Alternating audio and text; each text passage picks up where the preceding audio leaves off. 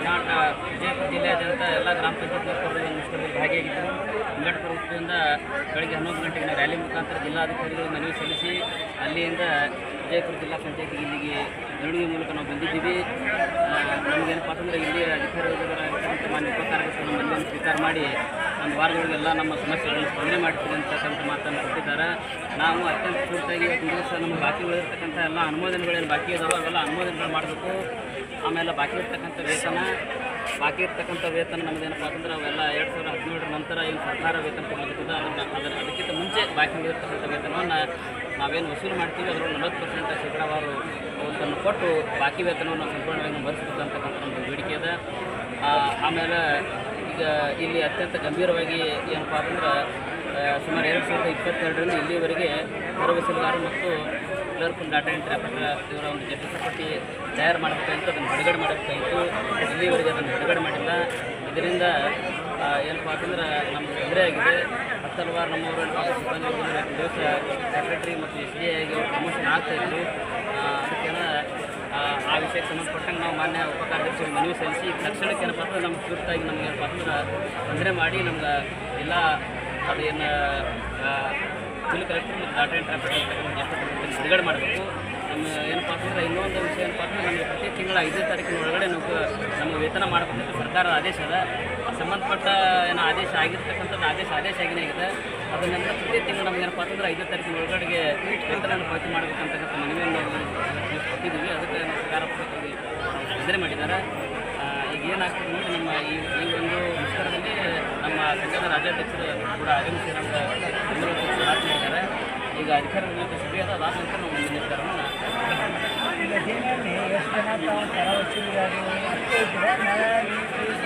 ಈಗ ಎಲ್ಲರ ಬಗ್ಗೆ ಸರ್ ನಾವು ಹೇಳ್ರಿ clerk data operator pump operator ಜಿಲ್ಲೆಯಲ್ಲಿ ಸುಮಾರು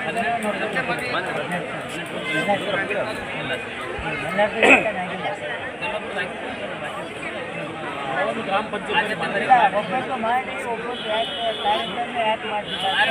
ಬಾಕಿ ಇಲ್ಲಿಂದ ಇನ್ನೊಂದು ಪಾತ್ರಗಳ ಪ್ರತಿ ತಿಂಗಳು ವೇತನ ಮಾಡಬೇಕು. ಆಮೇಲೆ ಸರ್ಕಾರ ನಿಧಿಯಿಂದ ವೇತನ ಪಾವತಿ ಆಗಬೇಕು. ಇದಕ್ಕಿಂತ ಮುಂಚೆ 2018ಕ್ಕಿಂತ ಮುಂಚೆ ನಮ್ಮ ಸಮಸ್ಯೆ ಇತ್ತು. ಅಲ್ಲಿಂದ ಅಲ್ಲಿವರೆಗೆ ಬಾಕಿ ಅದ 2018 ತನಕ ಇರ್ತಕ್ಕಂಥ ಕೆಲ ಸಿಬ್ಬಂದಿಗಳ ವೇತನ 12 ತಿಂಗಳು 10 ತಿಂಗಳು 26 ತಿಂಗಳು ಬಾಕಿ ಅದ. ಅದನ್ನೆಲ್ಲ ನಾವು ಪಾವತಿ ಮಾಡಿದ್ರೆ ಅವ್ರಿಗೆ ಕರೆಕ್ಟಾಗಿ ಪೇಮೆಂಟ್ ಮಾಡ್ತಾರೆ.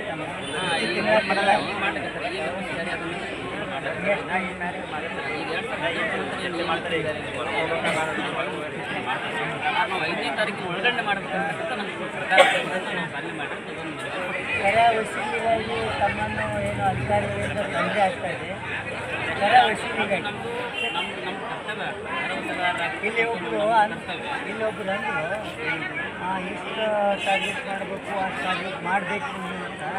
ಅಲ್ಲಿಗ ಮೊದಲೇ ಮಳೆ ಆದರೆ ಬೆಳೆ ಹಾನಿಯಾಗಿ ರೈತರ ಹತ್ರ ದುಡ್ಡಿಲ್ಲ ಏನಿಲ್ಲ.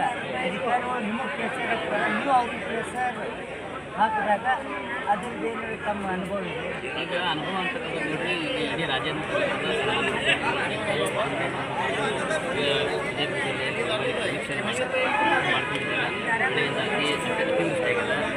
ಬೆಳೆ ಹಾನಿಯಾಗಿಲ್ಲ. ಆಗಿರುತ್ತೆ ನಮ್ಮ ಕರ್ತವ್ಯ ನಾವು ಪ್ರತಿದಿನ ವಸೂಲಿ ಮಾಡಬೇಕಂತ ಹುದ್ದೆನೇ ನಮ್ದು ಕೆಲಸ ಮಾಡ್ತೀವಿ. ಆದರೆ ಅತ್ಯಧಿಕ ನಮ್ಗೆ ಒತ್ತಡ ಸ್ವಲ್ಪ ಕಡಿಮೆ ಮಾಡಿರಿ ಅಂತಕ್ಕಂಥದ್ದು ಒಂದು ಬೇಡಿಕೆ ನಮಗೆ. ಮತ್ತೆ ಬೇರೆ ಯಾವ ಬೇಡಿಕೆ? ಬೇರೆ ಇನ್ನೂ ಗ್ರಾಮ ನಮ್ಗೆ ಭವಿಷ್ಯ ನಿಧಿ ಜಾರಿ ಮಾಡಬೇಕಂತ ಸರ್ಕಾರ ಆದೇಶ ಎಲ್ಲಿವರೆಗೆ ಅದನ್ನು ಜಾರಿ ಆಗಿಲ್ಲ. ನಮ್ಮ ನಿವೃತ್ತಿ ಆಗಿರ್ತಕ್ಕಂಥ ತೊಂದರೆ ಆಗಿಲ್ಲ. ಈಗ ಮುಂದಿನ ಸಾಹೇಬರಿಗೆ ಅದನ್ನೆಲ್ಲ ಸಂಬಂಧಪಟ್ಟ ಕಾರ್ಮಿಕರ ಕೆಲಸ ಮಾಡಿ ನಮ್ಮ ಭವಿಷ್ಯ ನಿಧಿ ಜಾರಿ ಮಾಡಬೇಕು. ಗ್ರಂಥಾಲಯ ಸಿಬ್ಬಂದಿ ನೇಮಕ ಮಾಡಿದಾಗ ಅದು ನಾವು ನೇಮಕ ಮಾಡ್ತೀವಿ, ನೇಮಕ ಇಲ್ಲ ಗ್ರಂಥಪಾಲಕರು ನಿಮ್ಮ ಸಿಬ್ಬಂದಿ ನಮ್ಮ ಸಿಬ್ಬಂದಿ ನಮ್ಮ ಲಾಲ್ ಅಹಮದ್ ರಾಜ್ಯ ಕ್ಲಿಯರ್ ಆಗಿಲ್ಲ, ಪೆಂಡಿಂಗ್ ಇಟ್ಕೊಂಡಿದೆ ಸಂಸ್ಥಾನ. ಅವ್ರು ಒಂದು ಅಂತ ಬಂದಿದ್ದಾರೆ, ನಾವು ಅದನ್ನು ಒಪ್ಪಿಲ್ಲ. ಸ್ಟಾಪಿಂಗ್ ಪ್ಯಾಟರ್ನರಲ್ಲಿ ಸ್ವಲ್ಪ ತಿದ್ದುಪಡಿ ಆಗಬೇಕು ಅಂತ ಹೇಳಿದ್ರು. ಅದು ಈಗ ತಿದ್ದುಪಡಿ ಆಗ್ತಾ ಇದೆ ಸರ್. ಅದು ತಿದ್ದುಪಡಿ ಆದಮೇಲೆ ವಾಟರ್ ಮ್ಯಾನ್ ನೇಮಕಾತಿ ಮಾಡ್ಕೊಳ್ಳಿಕ್ಕೆ ಅವಕಾಶ ಕೊಡ್ತಾರೆ, ವಾಟರ್ ಮ್ಯಾನ್ ಮತ್ತು ಸ್ವಚ್ಛತೆಗ.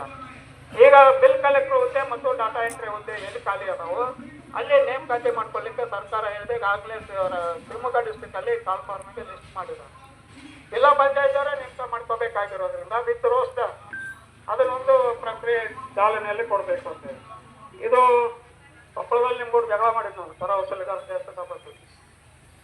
ನೀವು ಅಲ್ಲಿ ಬಂದು ಮನವಿ ತಗೊಂಡಿದ್ರೆ ಆಗ ಪುನಃ ಬಿಜಾಪುರದಲ್ಲಿ ನಾನು ಜಗಳ ಮಾಡಬೇಕಾಗಿದೆ ನಿಮ್ಮ ಜೊತೆ.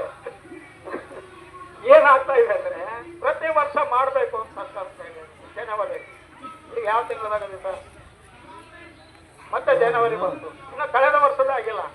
ಇದನ್ನ ನೀವು ತಾತ್ಕಾಲಿಕ ಪಟ್ಟಿ ಹೊರಡಿಸಿ ಅಂತಿಮ ಮಾಡೋದ್ರಾಗ 2026 ಬರುತ್ತೆ, ಮತ್ತೆ ಅವು ಪುನಃ ಪಟ್ಟಿ ಮಾಡಕ್ ಅಂತ. ಅದಕ್ಕೆ ಇದಕ್ಕೇನಾದ್ರೂ ಒಂದು ಈಗ ಮೊನ್ನೆ ಕೊಪ್ಪಳದಾಗ ಪಾಪ ಮಲ್ಲಿಕಾರ್ಜುನ ಹೋಗುವಾಗ ಏನೋ ಒಂದು ಜನ ಸಕ್ಸಸ್ ಮಾಡಿ ಅಂತಿಮ ಪಟ್ಟಿ ಪ್ರಕಟ ಮಾಡಿ ಹೋಗ್ಬಿಟ್ರು. ಅದೊಂದು ಖುಷಿ ವಿಚಾರ. ನೀವು ಅದಕ್ಕೆ ಏನಾದ್ರೂ ಒಂದು ಮಾಡಿ ಅದು ಗೊತ್ತು ನಿಮ್ಮ ಒತ್ತಡನ ಇತ್ತು ಅಂತ ಹೇಳಿ ಏನೋ ನೀವು ಮತ್ತು ನೀವು ಅಲ್ಲಿ ಇರುವಂಥ ಸಚಿವಗಳು ಆಮೇಲೆ ಎಲ್ಲರೂ ಸೇರಿ ಅಲ್ಲೊಂದು ಮುಕ್ತಿ ಕಾಗ್ತಿದ್ದೀವಿ. ಇಲ್ಲಿ ಒಂದು ಮುಕ್ತಿ ಕಾಗುತ್ತೆ ಅಂತೇಳಿ ನಮ್ಮ ಒತ್ತಡ ಇರೋದು. ಸೊ ಈ 7 ಬೇಡಿಕೆಗಳ ಬಗ್ಗೆ ನಾವು ಮಾತಾಡಬೇಕು. ಯಾವನ್ನ ಎಷ್ಟು ದಿನದಲ್ಲಿ ಪರಿಹಾರ ಮಾಡ್ತೀರಿ ಅಂತಕ್ಕಂಥದ್ದು 3 ಗಂಟೆಗೆ ಒಂದು ಡಿಸಿ ಇದೆ. ಸೊ ಅದಕ್ಕೂ ಹೋಗ್ಬೇಕಾಗಿದೆ. ತಾವು ಏನು ಹೇಳ್ತೀರ ಅನ್ನೋದ್ರ ಮೇಲೆ ನಾವು ಹೋರಾಟ ಮುಂದುವರಿಸಬೇಕಂತ ಅಂತೇಳಿ ನಿರ್ಧಾರ ಮಾಡ್ತೀವಿ.